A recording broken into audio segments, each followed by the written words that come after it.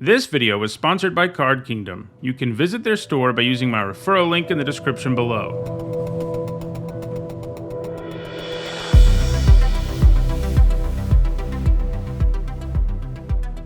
Hi everyone, I'm Nitsahone, and it's Monday, so that means it's time for another MTG Top 10, the series where I rank cards based on their historical performance at Magic's highest level of competition.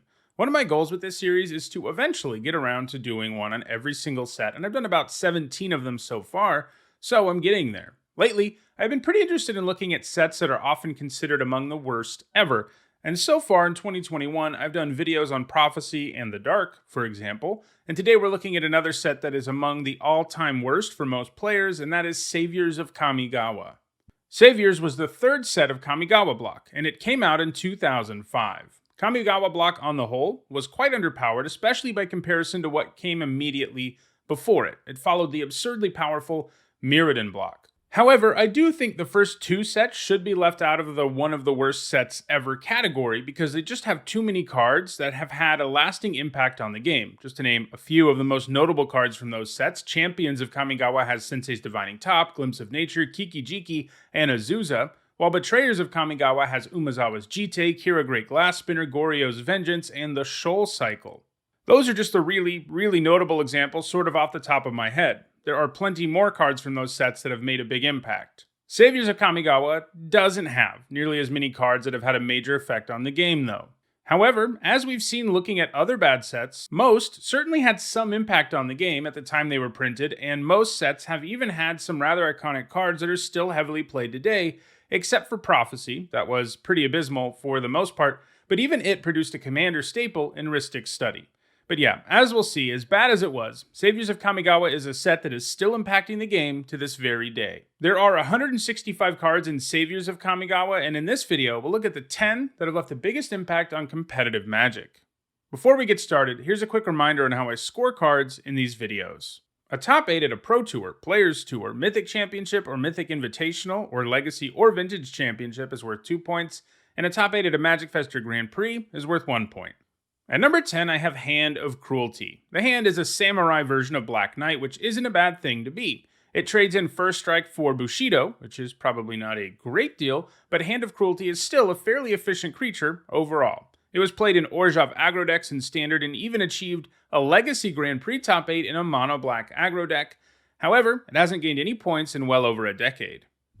At number 9, it is Enduring Ideal. There's a cycle of 5 epic spells in the set, and the other 4 are pretty horrendous, which isn't so good because these cards have a mechanic that says you can't cast spells for the rest of the game after you cast them. In exchange for not getting to cast those spells, you get to recast the epic spell every single turn. That didn't really work out for the other 4, but Enduring Ideal's effect was strong enough that the fact you couldn't cast spells the rest of the game was okay. Searching up any enchantment you want every single turn more than makes up for that, especially because you could assemble a series of enchantments that made it really difficult for the opponent to win the game.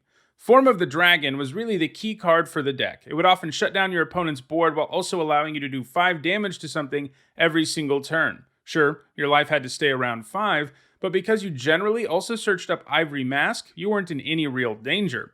Enduring Ideal decks could do all sorts of other wacky stuff too, and they're probably one of the sweetest decks to ever top 8 a premier event. Enduring Ideal decks found some success in both Standard and Extended, but the Ideal doesn't have any points since 2008. At number 8, I have Ideas Unbound. 2 mana to draw 3 cards is a pretty good rate, but the downside is that you have to discard those 3 cards at your instep. However, the decks that have made the best use of Ideas Unbound turn that discarding part into upside. It was played in extended dredge decks, which could mill a huge amount of their library off of Ideas Unbound while also loading up their graveyard. It also has a single modern Pro Tour top 8 that came in a Pyromancer Ascension deck where it fit quite well. Though not well enough to become a fixture in that deck, which has had some significant success in Modern. It doesn't have any points since 2011. At number 7, it is Arashi, the Sky Asunder. Arashi is either a 5-mana 5/5 that can damage individual flyers with an activated ability, or you can use the Channel ability to do X damage to all flyers. Neither option is amazing, but as is often the case, flexibility makes up for that. It gained most of its points at Worlds in 2005, where it was even played in the main deck. This was largely a result of the format featuring several powerful flyers, in particular Moloku and the Dragon Cycle from Champions of Kamigawa. It has a single extended Grand Prix top 8 that came several years later when it appeared in the sideboard of a Bant control deck. It doesn't have any points since 2009. At number 6, it is Mikokoro, Center of the Sea. This utility land has an ability that lets both players draw a card. Symmetrical card draw can be dangerous sometimes, but if you use it at the end of your opponent's turn, you also get the first crack at the new card, which does make a big difference. Most of the decks that have utilized it, though, have found ways to make the effect even less symmetrical. Probably the most famous example of this is another super wacky deck from Kamigawa Standard, Owling Mine, which sought to kill the opponent with Ebony Owl Netsuke. The deck was loaded up with symmetrical draw and bounce effects that made it pretty hard for your opponent to ever get rid of enough cards for the owl not to damage them. 2 of these decks top-8'd Pro Tour Honolulu, where the metagame for the card was great because everybody was playing slow decks.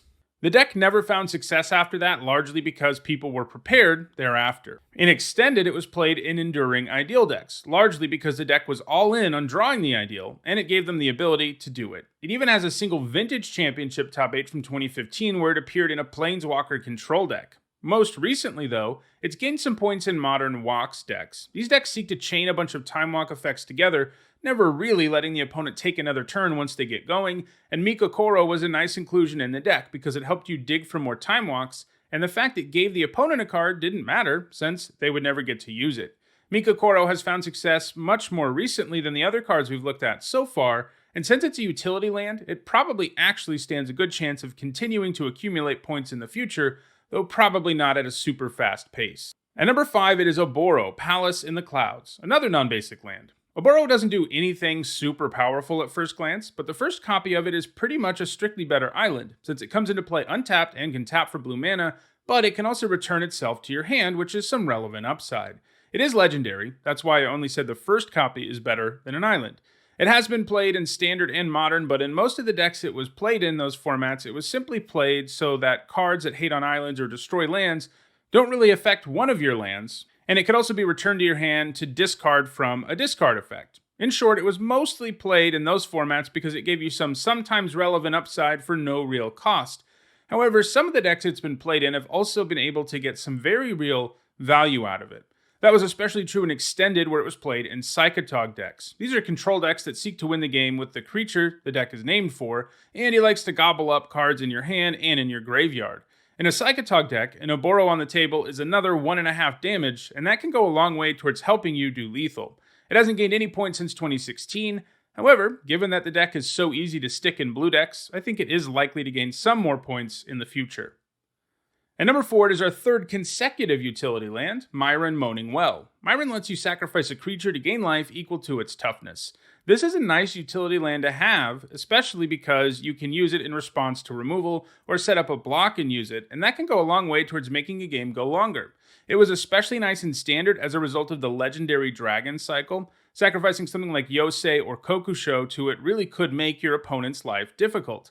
It was also played in Extended, in particular in a deck called Next Level Blue that heavily featured Vidalcan Shackles. Stealing your opponent's creature and using it against them is bad enough, but with Miren in play, anytime your opponent played a new creature you wanted to steal, you could sacrifice the first one to Miren and then steal another one. Miren doesn't have any points since 2009. At number 3, it is Manriki-Gusari. It might not be Umezawa's Jite, but Manriki-Gusari is a Kamigawa block equipment that has seen some significant play. In fact, a big part of its value over the years has come from its ability to destroy Umezawa's Jite and other super powerful equipment. It is actually pretty reasonably costed and cheap to equip, and making it so any creature can just take out equipment by tapping is pretty nice. It has gained all of its points as a sideboard card, first in Standard to bring in against the Jite, and then in Legacy, where a singleton copy is in the sideboard of most Stoneforge Mystic decks to bring in against other decks with Stoneforge Mystic. Those decks seek to quickly get powerful equipment into play, including the Jite, as well as Batterskull and various swords. Manriki-Gusari doesn't have any points since 2018, but it has a reasonable shot at adding to its score in the future. At number 2, it is Kataki, War's Wage, a card that has had multi-format success over the years and continues to be played today.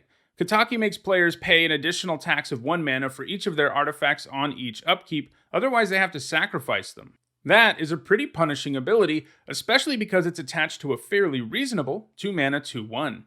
Kataki didn't see any play in block or Standard, as there was not really a relevant artifact deck to hate on in those formats, But if a format has a bunch of artifacts in it, Kataki sees play there.